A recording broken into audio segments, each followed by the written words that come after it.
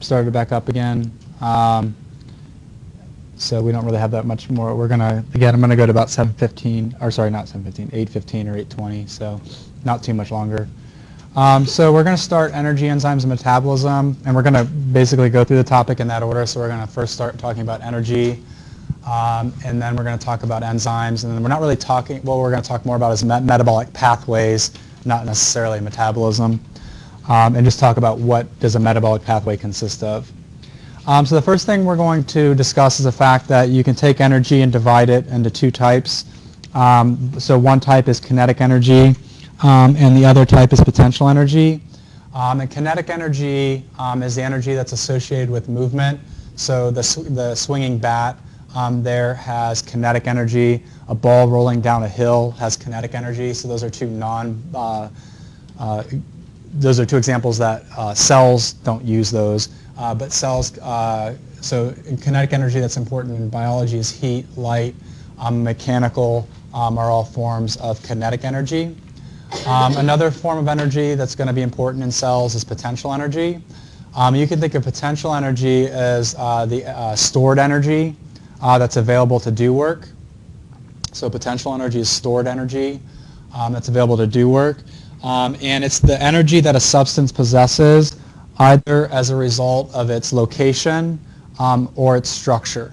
Okay, so the potential energy is the energy that a substance has or contains as a result of its location or structure. So as an example, a non-biological example of location, we said a ball rolling down the hill has kinetic energy.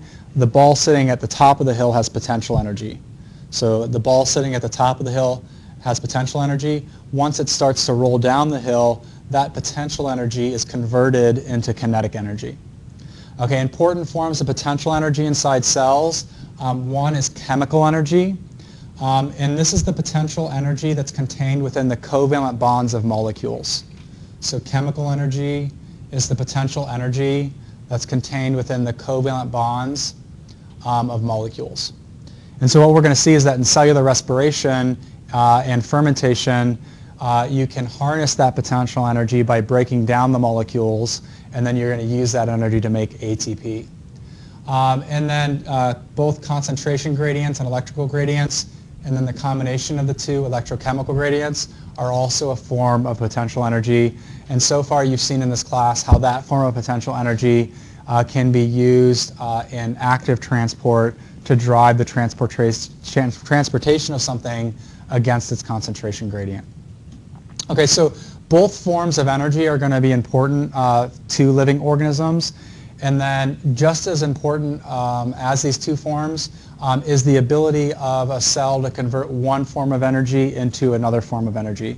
So transferring one form of energy into another is also important for cells. One example of that, so plants, when they perform photosynthesis, take light energy and they convert that light energy into chemical energy.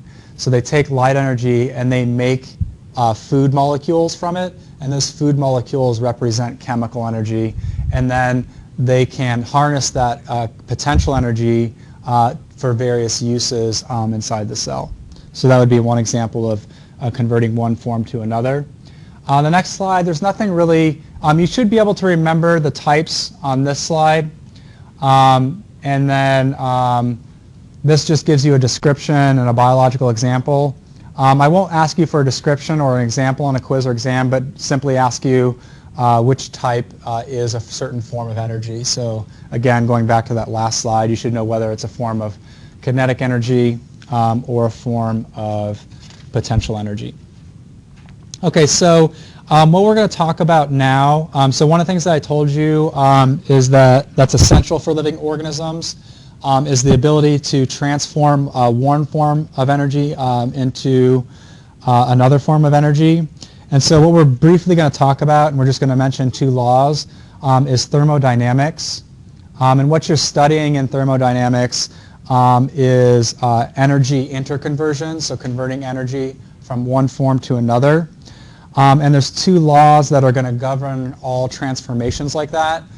One simply called the first law of thermodynamics. The second one is called the second law of thermodynamics. The first law states, and it's the first bullet point, that energy cannot be created or destroyed, but it is important to realize that it can be transformed from one type to another. So the first law is just that energy cannot be created or destroyed, but it is possible to transform from one form to another.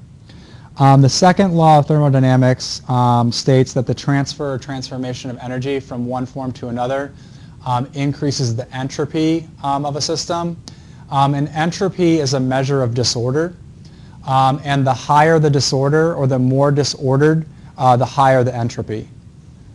Okay, so as an example here, you have something that's highly ordered into a into a sphere, and then the molecules dispersing, that's the molecules becoming more disordered, and so when you go from here to here, you're increasing the entropy. Okay, so both of those laws are going to govern all energy transformations. Okay, another thing that we're going to talk about with respect to energy is what's called free energy. And for this class, this isn't an exact definition, but you can think of free energy as the form of energy that's usable by the cell. So free energy is going to be the usable form of energy by the cell. That's not an exact definition that we would use in physics or chemistry, but just to give you an idea of what it is. And what they have on the slide there is what's called delta G, so that little triangle, and then G is delta G. And that's, so does anyone know what delta stands for when it's written like that? Yeah, right, change. So that's the change in free energy. And what you're doing in that case is you're taking the free energy of the final state and subtracting the free energy of the initial state. For this class, we're going to be focusing on chemical reactions.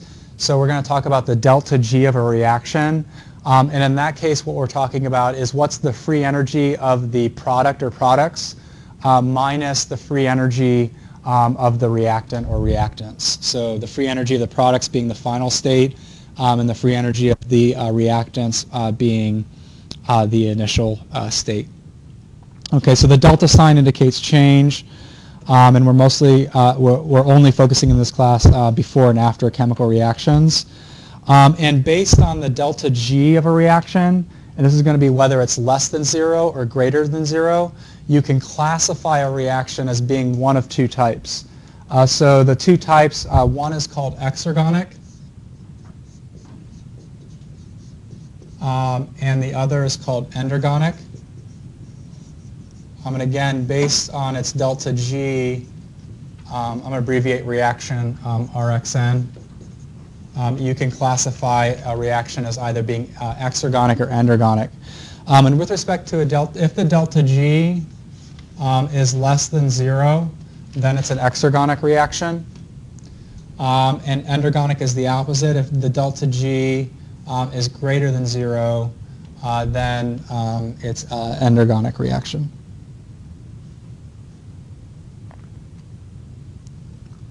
Okay, the definition of an exergonic reaction is that it's a reaction that releases energy. So an exergonic reaction is a reaction that releases energy.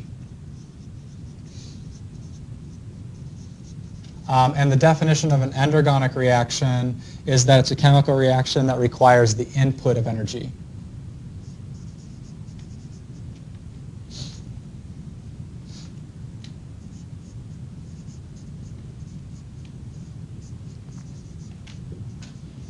Oops.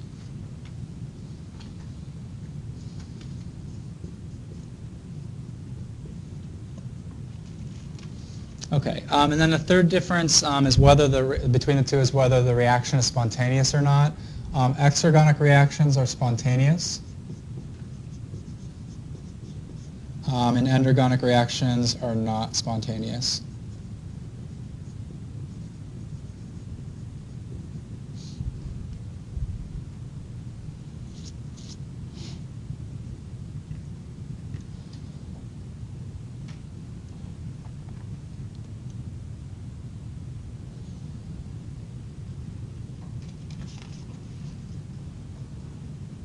Okay. So one way of graphing out chemical reactions is making a graph where on the y-axis you have the free energy, and then the x-axis is going to be the course of the reaction. And by course of the reaction, I mean going from reactants to products. Okay, so course of the reaction is what happens to the free energy as you go from reactants to products. And so this is what a exergonic reaction would look like graphed out. And this is what an endergonic reaction would look like graphed out using these types of graphs. So in an exergonic reaction, the reactants have more free energy than the products. And what happens when you go from reactants to product is that energy is released during that reaction. And then it's the opposite for endergonic reactions. The reactants have less energy than the products.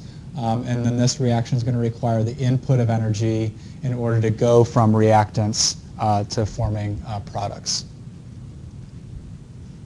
Okay, do you guys have any questions about endergonic reactions versus exergonic reactions? Okay, so you have both types occurring in cells. So you have both exergonic and endergonic reactions occurring in the cell. So one of the questions is, how does a cell get an endergonic reaction to occur if it requires the input of energy? And the one way in which cells get endergonic reactions to occur is through what are called coupled reactions. Okay, so one way of getting endergonic reactions to occur is through what's called a coupled reaction. So a coupled reaction consists of two reactions where the energy released from one reaction drives the other reaction. Okay, so in a coupled reaction, you have two reactions happening simultaneously, and the energy released from one reaction drives the other reaction.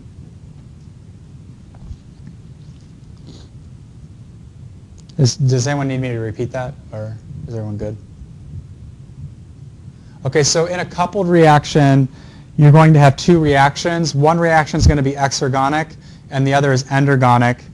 And in the coupled reaction, the exergonic is going to release energy, and that provides the energy input for the endergonic reaction. And the reason that one of the reasons that ATP can be thought of as an energy currency inside the cells is because one of the things that it provides energy for is endergonic reactions. So there are a lot of endergonic reactions that are coupled to the hydrolysis of ATP. So this is showing you the hydrolysis of ATP, which I've described before. But remember, ATP is a nucleotide that consists of adenine, ribose, and 3 phosphate groups. And when you hydrolyze ATP, you break off the last phosphate group. This tells you the delta G for that reaction, which this delta G is less than 0, which tells you that this reaction is exergonic. And what you do is you can couple various endergonic reactions to this exergonic reaction, and the energy released from this reaction drives the endergonic reaction that it's coupled to. Okay, so this is just one example when you're synthesizing glutamine inside your cells, which is an amino acid. You can couple the synthesis of glutamine, which requires energy, with the hydrolysis of ATP. This gives you the delta G for the ATP hydrolysis. This gives you the delta G for the synthesis of glutamine. And then this would be the overall delta G of the coupled reaction, which is going to be then less than 0. And in that case, the energy released by ATP hydrolysis drives the synthesis of glutamine in that case. Okay, do you guys have any questions about coupled reactions? Yep. Of a coupled reaction? Yeah, so it's two reactions that happen at the same time. So two reactions that happen at the same time where the energy released from one reaction. So two reactions that happen at the same time where the energy released from one reaction serves to drive the other. And when I mean drive, When I say drive, I mean provide the input of energy that the other reaction needs.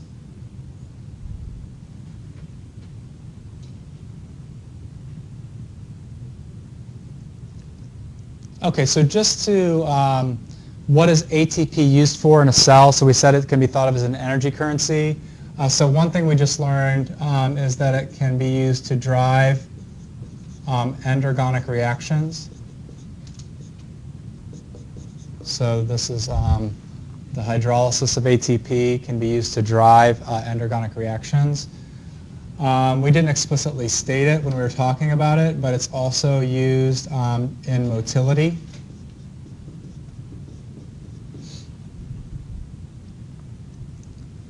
So hydrolysis of ATP also drives motility.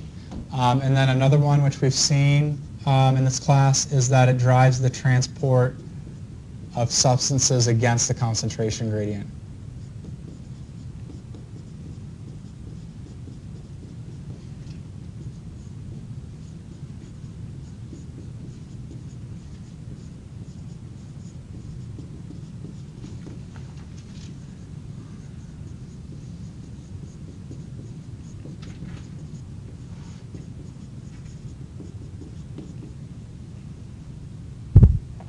Yeah, sorry. Question real quick about coupled reactions. Yeah. Would that be considered spontaneous? The coupled reaction is spontaneous, yes. So you have an exergonic, which is spontaneous. The endergonic is not. But when you couple the two, the overall process is spontaneous then. Okay. Yeah.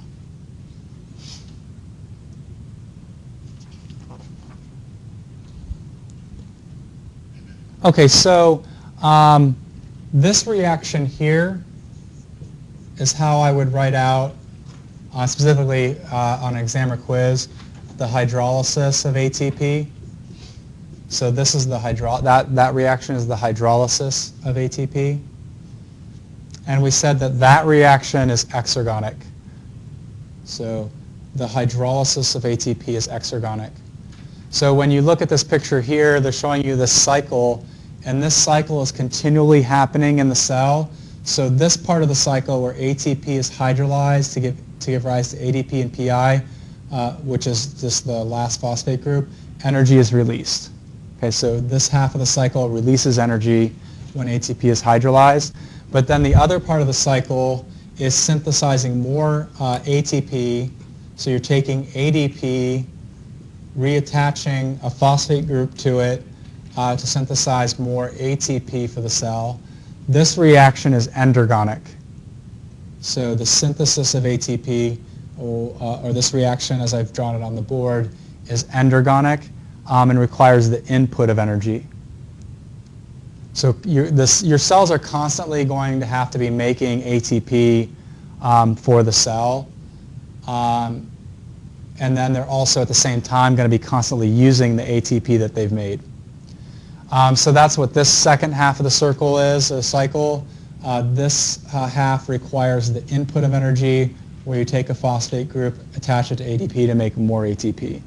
And then what the two we're going to study right after this is we're first going to study photosynthesis, and we're going to see that during photosynthesis, the energy input that synthesizes ATP during photosynthesis is provided by light energy. So this energy input comes from light. And then we're also going to study cellular respiration and fermentation, in which the primary goal is synthesizing ATP for the cell so that it can then use it for those various processes that we just talked about. And the energy input in those two processes, cellular respiration and fermentation, come from breaking down food molecules. Okay, so the cell breaks down food molecules. The potential energy that's contained within the covalent bonds of those molecules is released, and that's used to synthesize ATP for the cell that it can then use for these different things inside the cell. The ATP that's made during photosynthesis is specifically used to synthesize food or organic molecules for the cell. So the ATP that's made during photosynthesis is actually used by the same process in the synthesis part of photosynthesis.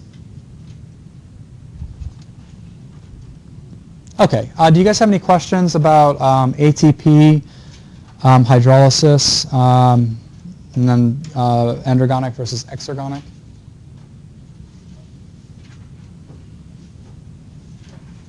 Okay, so we'll stop there for today. Remember, we're going over to the lab now, where you guys are going to set up your seed research projects. So just meet me over in the lab in TL. I'll be over there in a second as soon as I get the computer shut down and my stuff packed up.